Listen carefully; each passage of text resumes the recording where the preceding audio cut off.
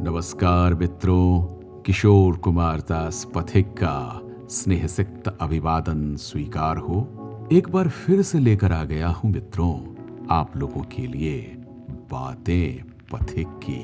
आज के इस अंक में मैं एक बहुत ही रोचक कहानी आप लोगों को सुना रहा हूं। हुआ कुछ ऐसा कि उन दिनों मैं कॉलेज में पढ़ रहा था, शायद स्नातक के प्रथम वर्ष का छात्र था, इंग्लिश ऑनर्स के फर्स्ट ईयर का छात्र था मैं। मेरे मित्र ने कहा कि भाई छुट्टी आ रही है, चलते हैं मेरे गांव घूमने के लिए। तो मुझे भी आरंभ से ही आनंद सा आता है नई जगहों पर जाना, नए नए लोगों से मिलना जुलना, उनसे बातें करना। तो मैं चल पड़ा फिर अपने मित्र के आग्रह पर उनके गांव। अतिथि सत्कार बहुत ज्यादा हुआ मेरा, खातिरदारी अच्छी खासी हुई। लेकिन जब सोने का समय आया तो सोने की व्यवस्था कुछ इस तरह से की गई कि एक बड़े से बेड पर मुझे, मेरे मित्र को और मेरे मित्र के पिताजी को साथ ही सोना था। चलिए ठीक है, इसी प्रकार हम लोग सोने के लिए चले गए। लेकिन अचानक से ही मुझे कुछ परेशान करने वाली ध्वनियां सुनाई देने लग गई, और वो भी अलग अलग प्रकार की ध्वनियां। मैं एकदम नींद में अभी गया भी नहीं था ठीक से। मैं उठकर बैठ गया और जब मैंने परिस्थितियों का आकलन किया तो मुझे ऐसा लगा कि यहां तो सोना अब असंभव सा है, क्योंकि खर्राटे के बारे में मैंने सुना तो था, लेकिन मेरे मित्र के पिताजी अलग अलग प्रकार के खर्राटे ले रहे थे।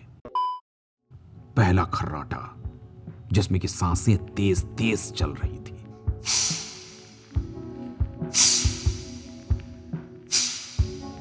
दूसरा जैसे ही कुछ 1-2 मिनट इस तरह का खर्राटा चला, फिर नया क्रम आरंभ हो गया दूसरे प्रकार के खर्राटे का, और उसमें ऐसा लगा जैसे कोई बाइक चल रही है।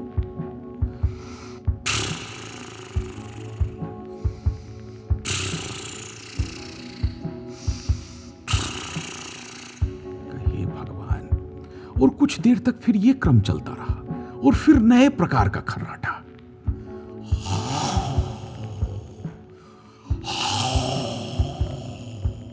आप सोच सकते हैं कि जैसे कोई शेर आपको खाने के लिए आ रहा हो, एकदम दहाड़ मार रहा हो।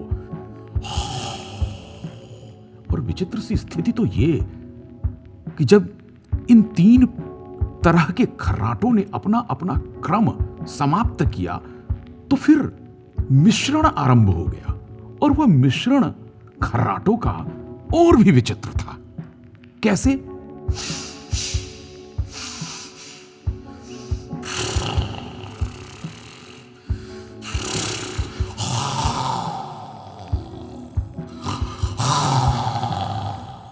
मैं सर पर हाथ रख के बैठ गया।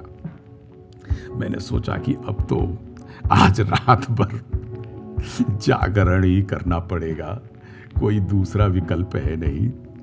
फिर मैंने धीरे से अपने मित्र को उठाया।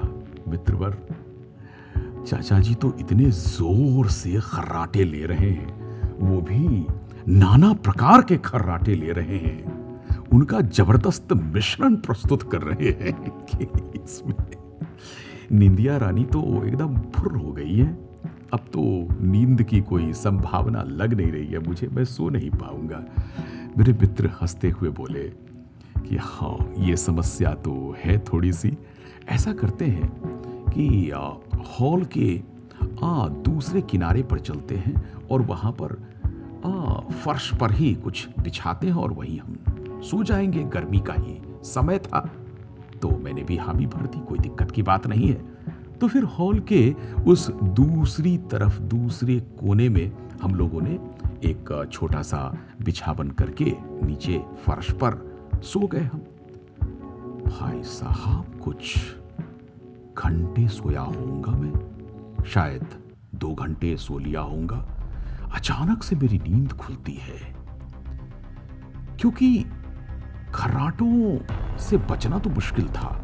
हाँ, दूर चला गया था थोड़ा सा, क्योंकि हॉल बहुत बड़ा था, तो आवाज थोड़ी धीमी तो पड़ गई थी, लेकिन कानों में पड़ तो रही ही थी। तो फिर से मेरी नींद खुल गई, लेकिन अभी जब नींद खुली तो मैं कुछ अलग ही दृश्य देख रहा हूं। मैं देख रहा हूं कि मेरे मित्र धीरे धीरे बढ़ते चले जा रहे हैं और हॉल की एक अलग कोने में जाकर वो बैठ गए, और ऐसा लगा कि उन्होंने कुछ पकड़ा हुआ है। और मैं ऐसा सोच ही रहा था कि मेरे मित्र को क्या हुआ। उनके पिताजी को तो जोर जोर से खर्राटे लेने की आदत है, क्या मेरे मित्र को नींद में चलने की आदत है? मैं ऐसा सोच ही रहा था कि मेरे मित्र ने जोर जोर से आवाज लगाना शुरू कर दिया। मध्य रात्रि का समय, और उन्होंने जोर जोर से आवाज लगाना शुरू कर दिया अपने पिताजी को।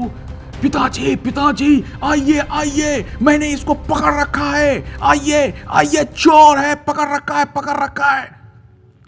उनके पिताजी उठे और वो गए। अरे पागल कहीं का, क्या यहां पर तू बैठा हुआ है, इस कोने में आकर बैठा हुआ है? कई बार तुमको कहा है कि इस तरह से सपने मत देखा कर, सपनों में डर जाया करता है तू। और उन्होंने, नहीं पिताजी, ये चोर है, ये सच में चोर है, मैंने पकड़ रखा है। और उनके पिताजी ने मेरे मित्र की बांह पकड़ के जोर से खींचा, और फिर जब उनके पिताजी ने देखा तो वो हक्के बक्के रह गए, वो परेशान हो गए, क्योंकि घर में एक बहुत बड़ा सेंध मार दिया गया था। और सच में मेरे मित्र ने एक चोर को उसके कमर से पकड़ रखा था। फिर मेरे मित्र ने तफसील से बयां किया कि किस तरह से उन्होंने घर में चहलकदमी की आवाज सुनी थी, और तब वो उस चोर को, जब वह सामान लेकर बाहर निकल रहा था, तब उन्होंने उसको धीरे से पीछे से जाकर पकड़ लिया था। चोर का सर सेंध के बाहर था और चोर का धर घर के अंदर। तो चोर फंस सा गया था, और इसलिए मेरे मित्र पिताजी को आवाज लगा रहे थे कि किसी तरह से दोनों मिलकर चोर को पूरी तरह से कब्जे में ले लेंगे। लेकिन ये क्या हुआ, ये तो एंटी क्लाइमैक्स हो गया। और फिर जब चाचा जी को अपनी गलती का आभास हुआ, फिर वो जोर जोर से चिल्लाने लगे आंगन में जाकर, चोर चोर चोर चोर। सारे लोग आंगन में जुट गए। फिर सब लोग उस घर में आए, सबों ने सेंध का निरीक्षण किया, सब हक्के बक्के थे। जब बाहर जाकर उन्होंने देखा तो पता लगा कि बहुत सारे सामान वहां बिखरे पड़े थे। लेकिन जब उन्होंने जो वस्तुएं बिखरी थी और जिन चीजों से वो वस्तुएं निकाली गई थी, उन सबों का जब उन्होंने सूक्ष्म निरीक्षण किया तो पता लगा बहुत सारी बहुमूल्य चीजें लेकर वो चोर चंपत हो चुका था। लेकिन जो बक्से थे वो सब वहां बिखरे पड़े थे, क्योंकि चोर को उतना वक्त नहीं मिल पाया। किसी तरह से उसकी जान बच गई, लेकिन उसके पहले लगता है वह एक दो राउंड मेरे मित्र की नींद खुलने से पहले तक लगा चुका था। सामानों को लेकर वो बाहर निकल चुका था। खैर, मेरे मित्र अपने पिताजी से बहुत नाराज हो चले थे कि पिताजी, आप इतनी जोरदार तरीके से खर्राटे लगाते हैं कि चोरों को एकदम तसल्ली सी हो जाती है कि आराम से सेंध मारो, घर में घुसो और सामान लेकर चंपत हो जाओ। खैर मित्रों, यही थी कहानी जो अपने संस्मरण से, अपने स्मृति कोश से मैं आप लोगों के लिए आज लेकर आया था। बातें पथिक की के आज के अंक में। तो इसके साथ ही समाप्त होता है आज का यह अंक। मित्रों, फिर किसी नए अंक में कोई नई कहानी मैं अपनी स्मृति कोश से निकाल कर लाऊंगा आप लोगों के लिए। तब तक के लिए इतनी तन्मयता पूर्वक मुझे सुनने के लिए आप सबों का कोटि कोटि धन्यवाद।